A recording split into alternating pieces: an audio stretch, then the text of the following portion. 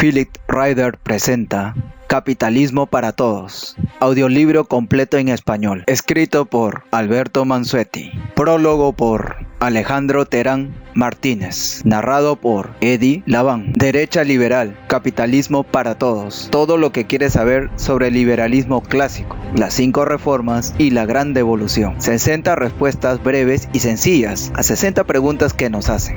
Capítulo 9. Los cristianos y el capitalismo. Pregunta número 35. ¿El capitalismo no contradice la ética cristiana? Eso es lo que repiten los teólogos de la liberación, que son marxistas y adhieren, lamentablemente, muchos sacerdotes católicos y pastores no católicos. Pero es falso. El capitalismo es simple y llanamente la economía libre, la cual resulta de aplicar el modelo de gobierno fuerte pero limitado a sus funciones propias. Solo 3: seguridad, justicia y obras públicas de infraestructura física. Únicos bienes públicos que existen. Conviene llamarles propias a estas 3 funciones en lugar de básicas o esenciales, palabras menos precisas que dan lugar a la usurpación por el Estado de otras funciones adicionales no suyas, propias. Todas las demás funciones y actividades en economía, educación, atención médica, jubilaciones, etc., así como cultura, ciencia, deporte, medios de prensa y desde luego religión, incluso partidos políticos, son privadas por su naturaleza y los gobiernos no deben intervenir ni interferir excepto cuando se comete un crimen, pero entonces deben hacerlo con la rama judicial y en virtud de una ley anterior dictada por el Congreso que tipifica cierta conducta como delito.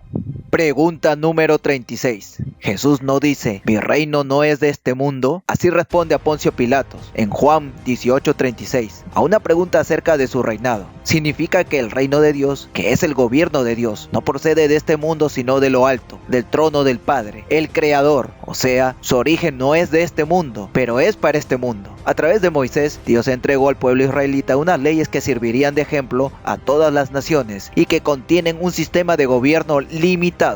Pregunta número 37. ¿Y Jesús nos dice al César lo que es del César? Así responde a una pregunta maliciosa de los herodianos, que eran cesaristas, en Mateo 22:21, y por tanto partidarios de darle al César todo lo que reclama como suyo, cualquier cosa que sea. Lo que significa la frase es exactamente que al César se le debe lo suyo, lo que le corresponde y nada más. En otras palabras, no más atribuciones al Estado de aquellas que en justicia le caben.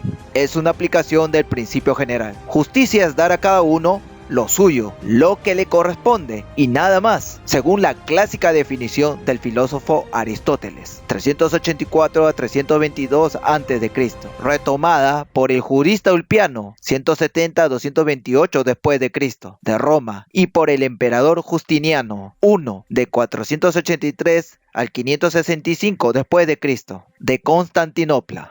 Pregunta número 38. ¿Cristo coincide con Aristóteles? Sí. ¿Cuál es el problema? Jesús habla de justicia, como de paz, de amor o de leyes y matrimonio, dando a las palabras el significado que tienen, ni más ni menos, salvo señal en contrario. El problema es que los cristianos no instruidos ponen a Jesús a pelear con Aristóteles, con la filosofía, el derecho y la política, y hasta con el sentido común o el lenguaje corriente. No siempre es real ese conflicto. No todos los liberales clásicos son cristianos. Hay muchos agnósticos, escépticos, indiferentes y ateos entre nosotros. Nadie pretende que se conviertan al cristianismo si no es su voluntad. Y claro, se les respeta, pero el respeto es mutuo. No son anticristianos. Saben que quitar a la izquierda los falaces argumentos cristianos es vital para nuestro proyecto y para el futuro de América Latina. Y que esa tarea es de los cristianos y nadie va a hacerla en su lugar. El cristianismo no es irracional. Es cuestión de estudiarlo a fondo, lo cual no hacen muchos ateos anticristianos beligerantes, pero tampoco hacen muchos cristianos creyendo que razonar es pecado. Deuteronomio 1:13 dice muy claramente que a Dios no le gustan los ignorantes en el gobierno. Un estudio serio podría comenzar con cristianos en ciencia política. CPS, asociación creada en 1991 por académicos de 6 universidades, con un excelente website. No es sobre politiquería, sino sobre política con P mayúscula, única alternativa civilizada a la violencia, ciencia y arte del gobierno. Trata de justicia, leyes, orden, paz, prosperidad y todo lo que nos falta en América América Latina. La actividad política no es despreciable, ni el oficio del político. Se puede ser político y ser decente, y ser cristiano, y ser liberal también, e hispano. Además, los anglosajones no inventaron el liberalismo clásico. Nació en la Escuela de Traductores de Toledo, siglo IX, que era una universidad, solo que el nombre no se había creado, porque las universidades datan del siglo XIII. Claro, ahora se cree que la gente de la Edad Media era toda muy ignorante, como si la de hoy fuese toda muy culta. Como en toda universidad, en Toledo se traducía de sus diversos idiomas a los autores de la antigüedad y a los coetáneos. Los profesores eran judíos, cristianos y musulmanes de diversas procedencias, que se habían ido a investigar y estudiar en la España de las tres culturas, y convivían en un armonioso clima de amor a la verdad, y con muchos jóvenes que iban a aprender. Pero ahora se cree que ser musulmán equivale a ser terrorista, otra falsedad circulante hoy en día.